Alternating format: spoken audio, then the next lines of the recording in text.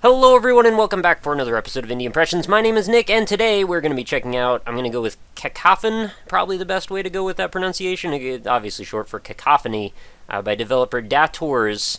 This is a musical puzzle game with a little bit of a twitch mechanic to it, where essentially you've got these balls bouncing back and forth, and your only goal, which I don't believe was expressly explained, is to get all of the balls to hit the musical note at the same moment, resulting in that cacophony I was speaking of just a moment ago. I believe this was designed for the one game a month challenge, so we are looking at a game that was designed for, competition essentially, or maybe more of a an exercise, so to speak, just to get people into game design. And I think this is actually a pretty nice idea, and it's one of those ones that really, I think, has a solid groundwork that could be built upon to make something really, really cool. And right now, I'm not saying it's really not really, really cool, but I think it maybe is lacking in a few areas. But we're going to check it out, and let's see how it goes. There aren't really any options to speak of. We're just going to press enter, and we are booted right into the game.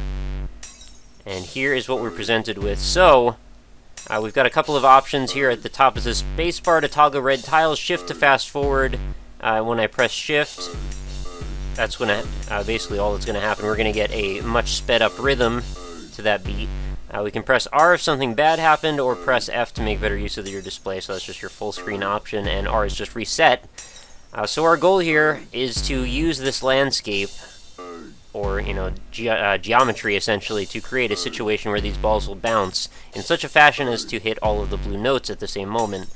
Of course, there are different sound effects going on with each one of those notes. Actually, I think a couple of them are repeated, right? Yeah, there's a few glass breaking sounds.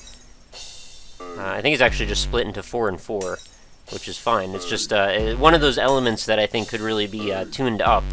But let us solve the first puzzle very simply by doing this. We'll close off, or rather open up the red blocks, wait for them to all line up, and we really don't need to reseal it, but regardless, that's how we beat that level.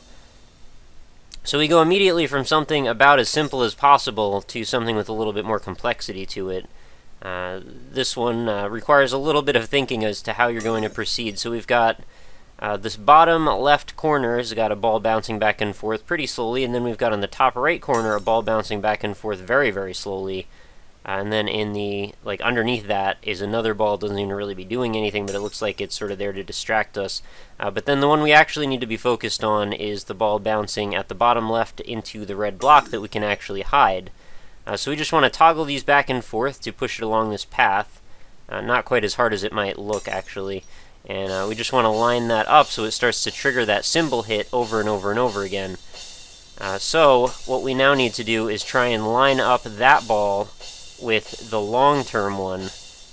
Thankfully, though, we really don't have to try very hard on that because they all sort of come together on their own.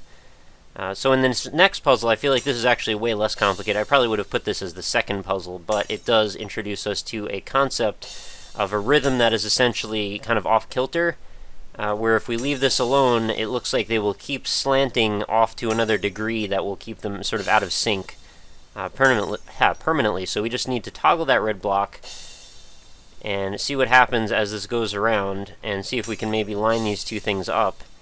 How we're going to do that exactly is a little bit up in the air, because there isn't really an obvious way to gauge exactly where the beat's going to fall, which could be an interesting mechanic. Like if there was a timeline showing where each one of those beats hits and then where they synchronize, maybe you could use that to gauge when you should perhaps hit the red block a little bit more mechanically. See, those slanted blocks are actually going to throw off the rhythm there, but they were almost perfectly lined up for a moment. And at this point, this is where things start to devolve a little bit into trial and error, at least for me. Maybe if you're particularly good with rhythms, you might be able to pick up on a way to capitalize on the geometry to somehow line things up better. For me, it just sort of falls down to, alright, well, we'll toggle this a few times, see what happens. Eventually, hopefully this will line up, and then we can move on to the next level. Thankfully, also, you can skip levels if you need to with the page up and down keys.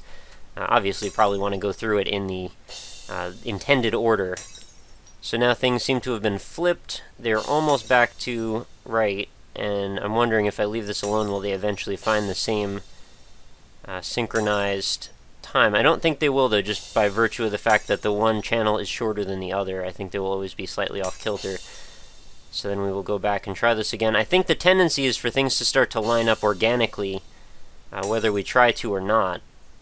And probably all I need to do is put it in this channel, close it, and if I'm in the right spot, it might line up.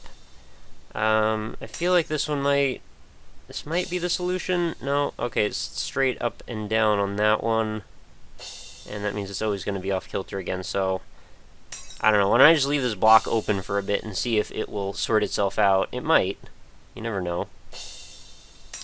I imagine designing a level for this might be quite intense, trying to come up with all the ways that these balls need to bounce around to make everything work rhythm-wise.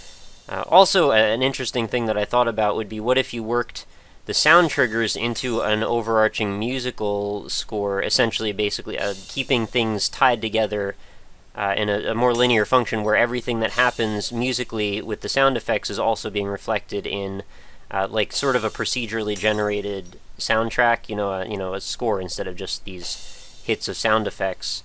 Also kind of nice maybe if you could unlock different sound effects, maybe mix up what some of the levels did. You know, if the game was more fully featured, that's something that I would like to see personally.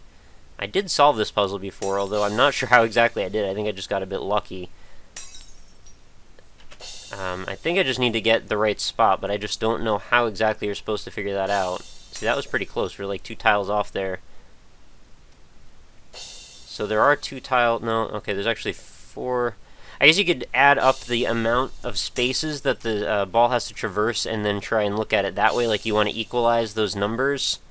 So we got 1, 2, 3, 4, 5, 6, 7 that the bottom ball keeps traversing across. Then we've got 1, 2, 3, 4, 5, 6, 7, 8, 9, 10, 11, 12, 13, 14, 15.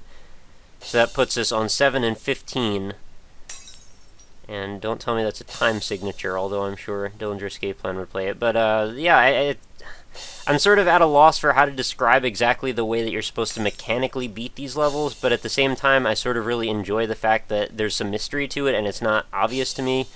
Makes me feel like there's something to aspire to toward figuring it out for later, and maybe somebody in the comments has a better idea. I'm sure someone does, actually.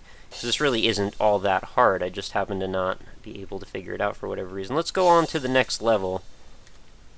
Oh, that would be the last level. There we go. Plus, we get some different sound triggers, which is kind of nice. Although, at times, they can get a little bit repetitive as you go on over and over again.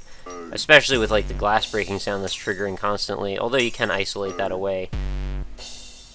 So this one, I assume, is going to work sort of like the first level, where you need to get them to trigger onto a flat surface at the same time. How you're going to do that, I guess, is up for interpretation. But seems like a good start to get them to all hit into that surface at the same time.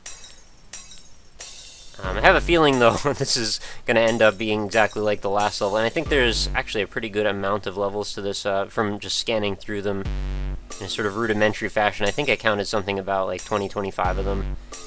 So it should keep you occupied for a little bit. And kind of frustrating, though, that when you toggle those on and off, that the one on the other side is getting closed off, so you actually have to line those up so it hits at the last moment to trigger that final puzzle-solving blow, I suppose.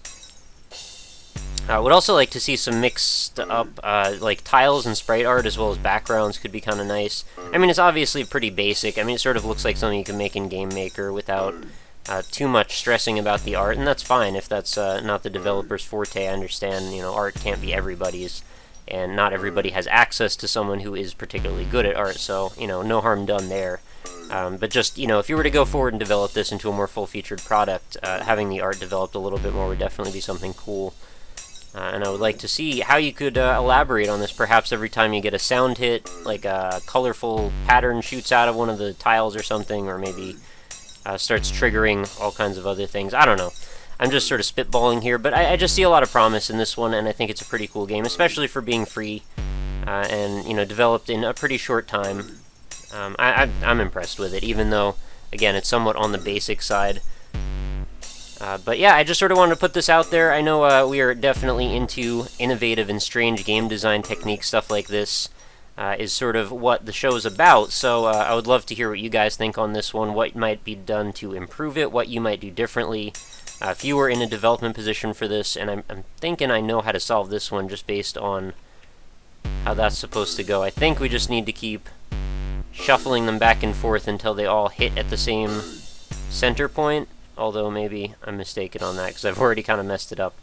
But as you can tell, this is going to devolve into a mess if I don't wrap things up at this point. So I will leave the puzzle solving to you guys, and please, know that I'm not expressing any sort of professional ability when it comes to puzzle games. I went into this semi-blind. I mean, I played it for about 5 minutes just to get an idea of it, but I didn't know how to solve the puzzle, so you kind of have to work at it a little bit. But it's a cool technique, it's a cool premise, innovative for sure, something I haven't really seen done before.